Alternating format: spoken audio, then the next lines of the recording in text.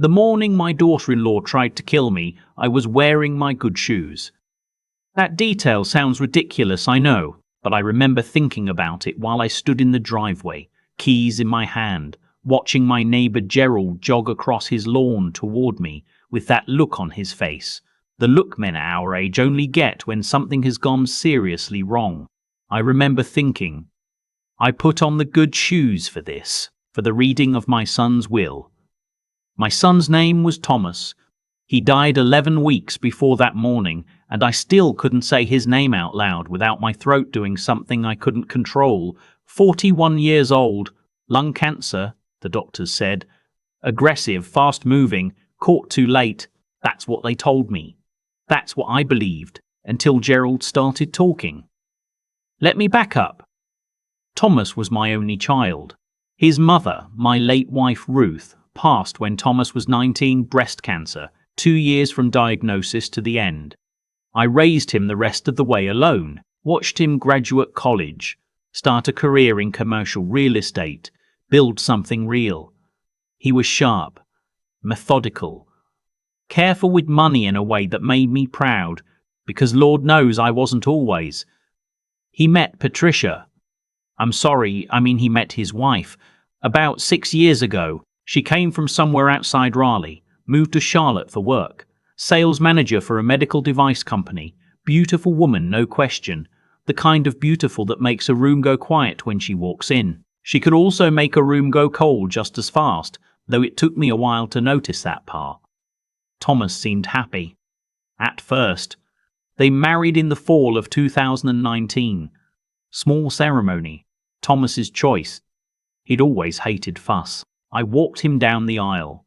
Yes, I walked him. We'd had a tradition since Ruth died that I would be the one, and I held it together until the vows. I'm not ashamed of that. For a year or two, things looked fine. She threw dinner parties. She called me Dad at Thanksgiving. She asked about my cholesterol and remembered that I took my coffee black. All of it felt warm and real. Then Thomas got sick. It started small. Fatigue, he said. Just tired. He was working long hours, managing 2 commercial developments at once, and I told myself that explained it. Then came the cough, then the weight loss. By the time he finally went to his doctor, his left lung was already compromised. The oncologist used words I had to write down just to remember them later. Stage 3, possibly 4. I drove to Charlotte the same day he called me. I sat in his living room and I looked at my boy, who had his mother's eyes and my stubbornness, and I tried to be whatever he needed me to be. Strong, present, useful. His wife sat across the room on the sofa, arms folded, phone face down on her knee. She kept saying the right things. We'll fight this, we'll find the best specialists. But her eyes wandered. Even then, even before I had any reason to be suspicious, something in the back of my mind filed that away. Filed it and moved on, because what else do you do? Thomas fought hard for 14 months. I drove the 3 hours from Greensboro to Charlotte every other week. I sat with him through chemo. I brought him the books he liked. History, mostly, Civil War battles and the kind of biography that reads like a novel. We watched baseball when he had the energy. We talked. What we talked about toward the end I'll keep between us. But I'll say this, in those last few weeks, something changed in him. Not just the physical decline, which was brutal in the way. Only illness can be. Something else. He got quieter around his wife. Watchful. Once when she'd left the room to take a call, he reached over and grabbed my wrist. His grip was still surprisingly strong. "Dad," he said, "promise me you'll be careful." I thought he meant after he was gone. Grieving, driving alone, that kind of careful. I said, of course I will." He didn't say anything else. She came back into the room and the moment closed, like a door. Thomas passed on a Thursday morning in early March. I was there. She was not. She'd been at the hospital the night before, had gone home around 10 to sleep. The nurses called her at 4 a.m. She arrived 40 minutes after he was gone. I remember watching her walk into that room, and I remember the expression on her face, and I remember thinking that grief has a specific texture you can't fake. What I saw on her face wasn't that. I told myself I was being cruel, that people process differently, that I was looking for somewhere to put my pain. The next weeks were a blur of paperwork and casseroles and people saying he's at peace now, as if that was supposed to reach down into my chest and rearrange anything. His wife handled most of the arrangements efficiently. She was efficient about everything. I'll give her that. Then, about 3 weeks after the funeral, Thomas's attorney called me. His name was Mercer, Gary Mercer. Being Thomas's lawyer for years, handled the property closings and the LLC paperwork. He asked if I could come to his office in Charlotte for the reading of the will. Standard procedure, he said. Thomas had updated his documents about a month before he died. A month before he died. I filed that away too, without quite knowing why. The reading was scheduled for a Friday morning. I drove down Thursday, stayed at a Marriott off I-85. I didn't sleep well. I lay there in that room that smelled like industrial linen, and I thought about my son and his grip on my wrist and promised me you'll be careful, and I still didn't understand what I was supposed to understand. Friday morning I showered, put on a white button-down, pressed slacks, the dark Oxfords I'd bought for Roots Memorial and worn only twice since. I checked out of the hotel at 8:30, drove to the house I'd let Thomas's wife continue using. It was still technically in Thomas's estate until probate, to pick up some documents she'd said she'd have ready for Mercer. I pulled into the driveway, turned off the engine, reached for the door handle. That's when Gerald appeared. Gerald Hutchins had lived next door to Thomas and his wife for 4 years. Retired electrician, late 60s, the kind of neighbor who notices everything because he's got nowhere to be and no reason not to. We'd spoken a handful of times at Thomas's cookouts. He'd come to the funeral. Good man. Quiet man. He came across the lawn at a pace that wasn't quite running but wasn't walking either, and his face was doing that thing I mentioned. The wrong thing. Walter, he said. That's my name. Walter, he said. That's my name. Walter, don't start that car. I got out slowly. Gerald, what's going on? He glanced toward the house. The curtains in the front window moved slightly. Last night, he said, lowering his voice, around 11:30, I was letting the dog out. I saw her. In the garage. He stopped. She had a flashlight, and she was under your car. I stood there. I figured maybe she was checking a tire first, but she was under the car, Walter, for 20 minutes, and she didn't know I was there. He reached into his jacket pocket and pulled out his cell phone. I took some pictures. They're not great, it was dark. But you can see her. I looked at the photos. Dark, yes. Grainy. But clear enough to see a woman in dark clothes on the concrete floor of the garage, her upper body beneath the rear of my Buick. Why didn't you come get me last night? I asked. He looked down. I talked myself out of it, thought I was being paranoid. But I didn't sleep. And this morning when I saw you pull in, he shook his head. I couldn't let you just drive away. Now, here's where I want to be honest with you, because this is the part people might question. I want to explain why I didn't simply call the police right then. I thought about it. Believe me. But I looked at those photos and I thought about a phone call to Charlotte PD. My neighbor saw my daughter-in-law under my car at night and took some blurry pictures. I thought about how that sounded. I thought about Thomas updating his will a month before he died. I thought about the grip on my wrist. I thought, if I called the police right now, she'll have an explanation. She'll say she heard a noise, suspected a leak, was worried about my car. She's articulate. She's composed. I had blurry photos and a neighbor's testimony. That's it. I needed more. I called AAA instead, told them I was having the car inspected before a long drive. The technician arrived within the hour.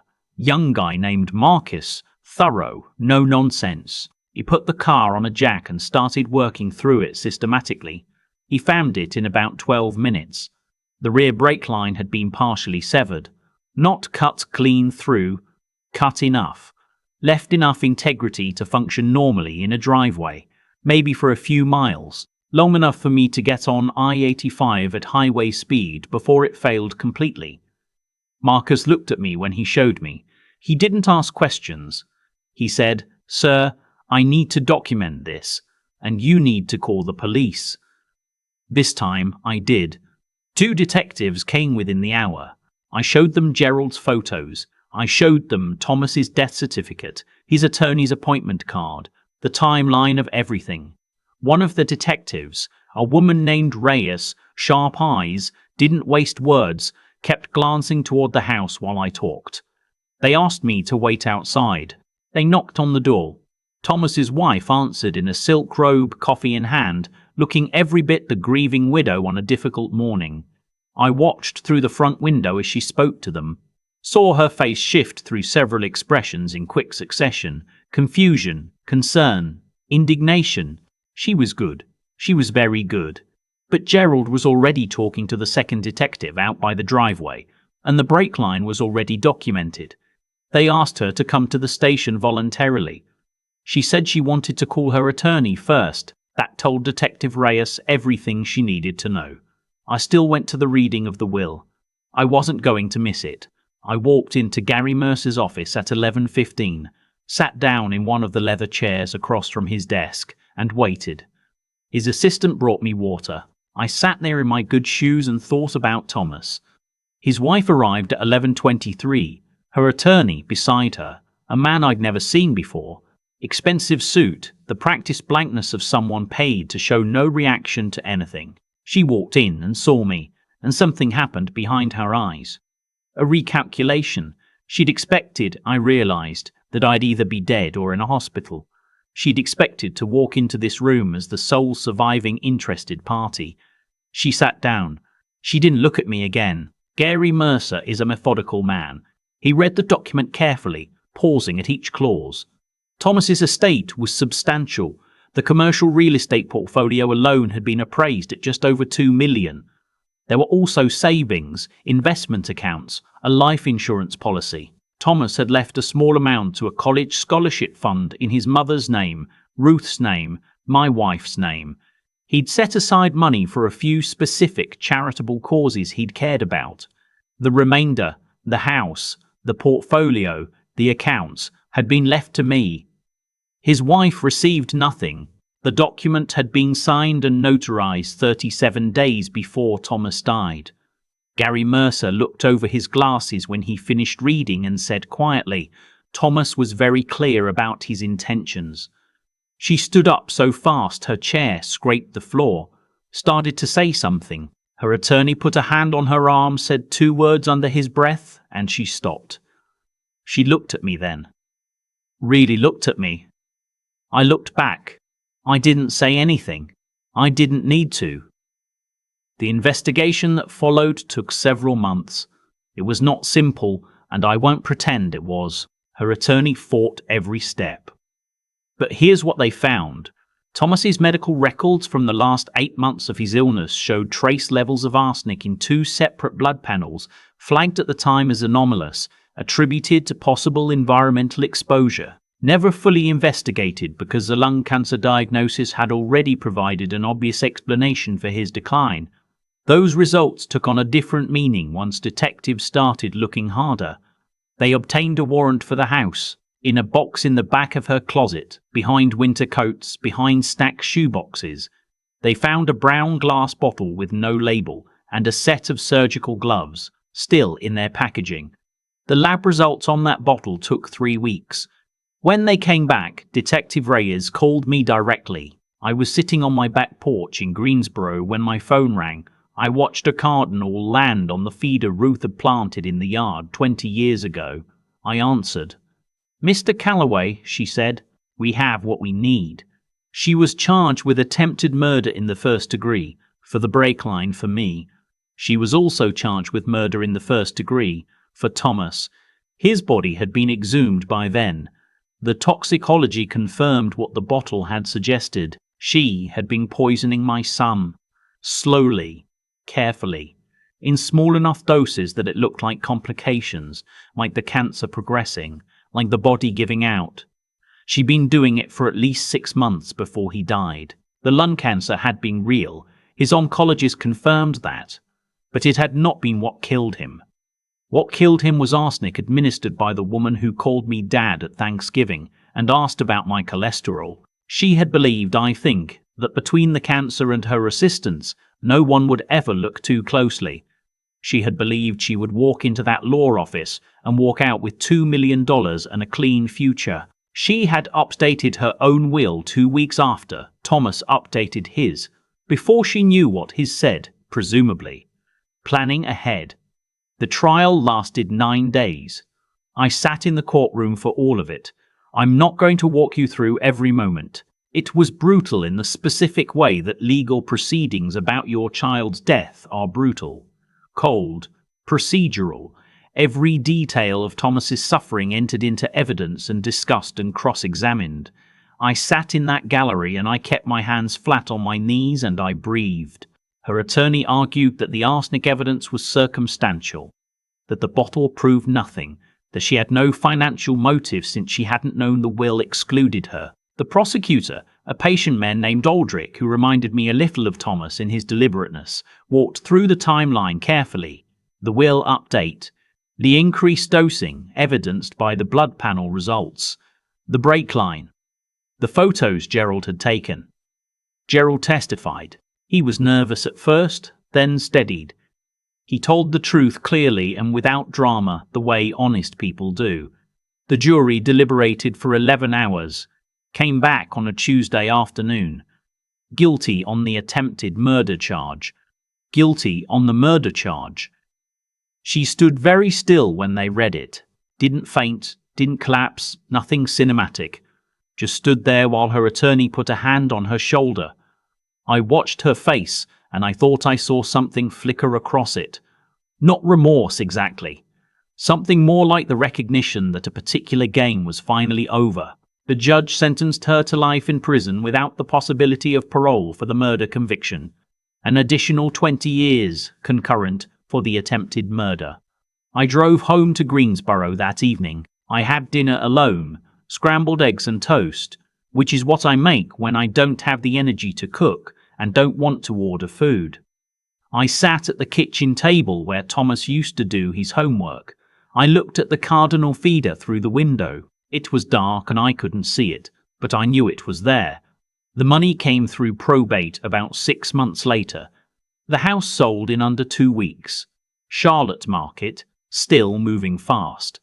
The investment portfolio I liquidated carefully over several months with the help of a financial advisor. I kept some of it, enough to live well, to stop worrying, to fix the roof on this house that's been needing it for 3 years. That felt like something Thomas would have approved of, the practicality of it. The rest, roughly $800,000, I divided between 3 places. The scholarship fund in Ruth's name, which Thomas had started. I expanded it, funded it for 10 years. A lung cancer research foundation affiliated with the hospital where Thomas was treated, not because the cancer killed him in the end, but because it was where he fought, and the people there had been kind to him. And the small domestic violence non-profit in Charlotte that Thomas had quietly donated to for years. I only found out about it when I was going through his bank records during probate. He'd never mentioned it. That was Thomas. He did things without needing credit for them. I had Gerald and his wife over for dinner last month. I made my wife's pot roast. Roots recipe, which I've been making for 30 years and still can't get quite right, but nobody's complained yet. We sat at the table and we talked about nothing important, and it was one of the better evenings I've had in a long time. Before he left, Gerald stood at the door and looked at me for a moment. "I almost didn't come across that lawn," he said. "I know," I said. "I'm glad I did." "So am I, Gerald," I said. "So am I, Gerald," I said. "So am I." I watched him walk back to his house. Stood there in the doorway in the cool air, the porch light on, the neighborhood quiet. Thomas used to say that the most important things are usually the simplest ones, and we only miss them because we're looking for something complicated. I didn't fully understand what he meant when he was alive. I think I do now. People ask me sometimes, not often, but sometimes, whether I'm angry, whether I still carry it. Honest answer, I did for a while. There were months after the trial where I'd wake up at 2 a.m. and just lie there in the dark, running through every conversation I'd had with my daughter-in-law, every Thanksgiving, every phone call, every time she said Dad, and I believed it. That kind of betrayal doesn't process quickly. It doesn't have a switch you flip. But here's what I've come to understand, and I want to say it plainly because I think it matters more than anything else in this story. She made her choices, every single one of them. Deliberate, calculated, made over months and years. And I made mine. Thomas made his. Gerald made his that morning when he could have stayed inside and told himself it wasn't his business. Every person in this story exercised their judgment, and the outcomes followed from that. Not luck, not fate. Choices and their consequences working themselves out over time the way they always do. What I think about most isn't the crime. It's Thomas in that hospital room grabbing my wrist. Promise me you'll be careful. He knew something was wrong. He didn't have proof. Maybe he was afraid I wouldn't believe him, or afraid of what it would cost him to say it out loud. But he knew, and he used what he had left, a few words, a grip, a will rewritten a month before he died, to do what he could. That took intelligence, and it took courage, and it cost him something to do it while he was that sick and that close to the end. I don't take that lightly. I think about Gerald too, a retired electrician who let his dog out late at night and saw something that didn't sit right. He talked himself out of it once. He could have done it again in the morning, told himself it was none of his business, told himself he probably misread the whole thing. But he didn't. He crossed the lawn. That decision, small as it sounds, is the reason I'm here. There's something in both of those things. Thomas's quiet warning, Gerald's small act of courage that I keep coming back to. None of it was dramatic. No speeches, no grand gestures, just people, in ordinary moments, deciding to do the right thing, even when it was uncomfortable or uncertain. I'm 67 years old. I've buried a wife and a son. I've sat in a courtroom and listened to the details of my child's murder, entered into evidence one by one. And the thing I keep landing on, the thing that steadies me when the 2 o'clock darkness comes, is that integrity is not complicated. It doesn't require certainty. It just requires that you cross the lawn when something tells you to cross the lawn. Thomas knew that. He lived by it, quietly, without needing anyone to notice. I'm trying to do the same.